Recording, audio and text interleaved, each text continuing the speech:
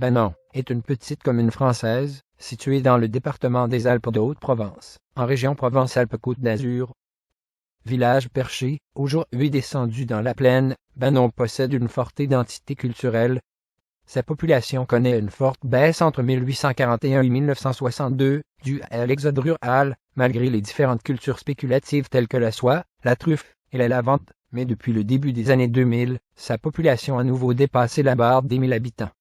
Actuellement, l'agriculture joue encore un rôle important, avec des productions labellisées comme le fromage Bannon et la lavande. L'activité économique est tirée par le tourisme, qui bénéficie d'une campagne déserte, d'un climat ensoleillé, et de la proximité du Luberon et la librairie Le Bleuet, une des plus grandes de France. Ses habitants sont appelés les Bannonnais. Le village de Bannon, situé à 760 mètres d'altitude, est adossé au plateau d'Albion, entre la montagne de Lure et le mont Ventoux, sur un site perché dominant la vallée du Coulon. L'église Notre-Dame de Bannon. C'est le chanoine Aristote, curé de l'époque, depuis 1907, qui en a lancé la construction en juin 1909. Arrivé à Bannon à l'âge de 42 ans, il y est resté, comme curé doyen pendant 41 ans. Mais M. Aristote n'était pas architecte, et le plan avait ses faiblesses. 40 ans plus tard, la voûte s'écroule, c'est l'origine de ce plafond en bois, qui diminue la hauteur de cette église, que M. Aristote voulait très haute, avec un chœur spacieux, où puissent se dérouler de belles cérémonies. La librairie Le Bleuet, aussi incroyable que cela puisse paraître, dans un si petit village, est une librairie de 800 mètres carrés, qui propose plus de 180 000 ouvrages. La librairie attire les lecteurs de toute la région, de toute la France, et même de l'étranger. En moyenne, la librairie vend 219 livres par jour, avec un record à 928 ouvrages.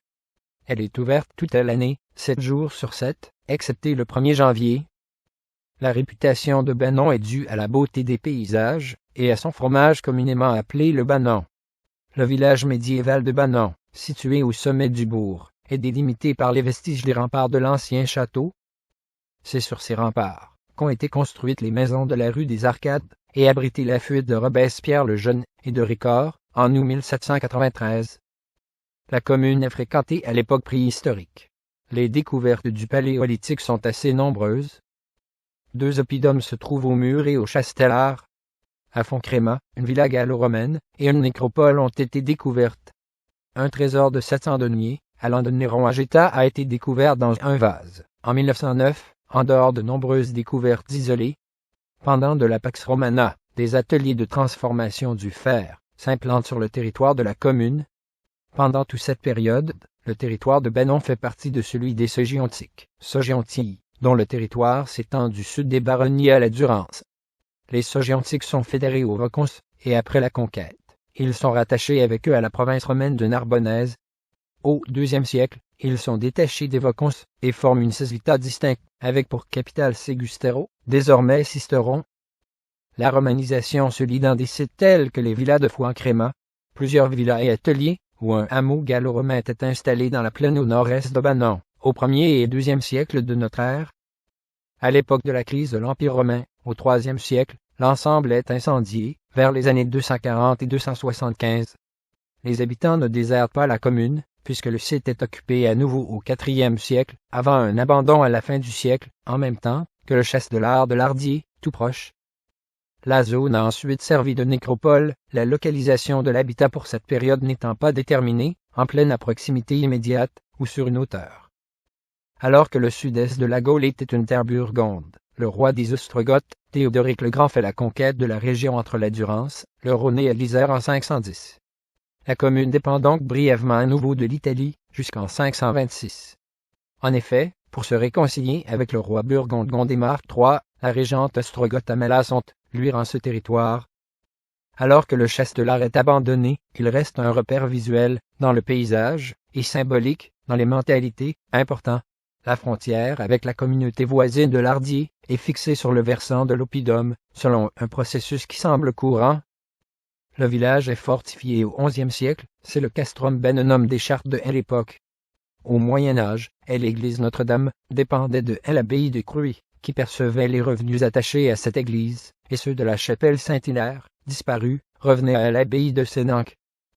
Le fief décimian, du XIIe siècle à la Révolution de 1789, est dévasté par Raymond de Turenne, 1391. La communauté de Benon relevait de la viguerie des forts Calquier. Le coup d'État du 2 décembre 1851, comme y parle Louis-Napoléon Bonaparte, contre la Deuxième République, provoque un soulèvement armé dans les Basses-Alpes, en défense de la Constitution. Après l'échec de l'insurrection, une sévère répression poursuit ceux qui se sont levés pour défendre la République. 17 habitants de Benon sont traduits devant la commission mixte, la majorité étant condamnée à la déportation en Algérie. Comme de nombreuses communes du département, Benon se dote d'écoles bien avant les lois Ferry. L'habitat dispersé l'a conduit à doubler l'équipement, avec en 1863, 2 écoles, installées au chef-lieu et au village du Largue, aux 2 extrémités, est et ouest, de la commune. Ces écoles dispensent une instruction primaire aux garçons et aux filles. La loi Fallou, 1851, impose l'ouverture d'une école de filles aux communes de plus de 800 habitants. La commune profite des subventions de la deuxième loi du Rue, 1877, pour reconstruire l'école du village du Largue, et pour en construire une nouvelle au Grange de Dauban. Le village commence à se déplacer au courant du 19e siècle. Les habitants commencent à abandonner l'habitat serré des hauteurs, pour construire leurs maisons à proximité du carrefour des routes de Sisteron, Apt, Manosque et Fort-Calquier, vers 1840 à 1880. Cette nouvelle agglomération est appelée la Bourgade. L'ancien village n'est pas abandonné immédiatement, puisque l'église y est agrandie, l'hôpital est construit sur les hauteurs. Mais en 1887, le collège est construit dans le nouveau village, sur la place du marché. En 1905, c'est la fontaine, à jet d'eau de la source des Brieux, alimentée par un aqueduc souterrain de 3 km, qui est construite dans le nouveau village. Par la suite, toutes les nouvelles constructions, privées ou collectives, se font dans le village du Bas, église en 1911, hôpital en 1930, et dans les années 1950, on commence à convertir les vergers en zones pavillonnaires. Au XXe siècle, la culture de la lavande s'implante et une distillerie est créée. À la fin de la Seconde Guerre mondiale, la gendarmerie fut déménagée à Fort-Calquier. La commune a été décorée, le 11 novembre 1948, de la Croix de guerre 1939-1945. Mes sources. Wikipédia.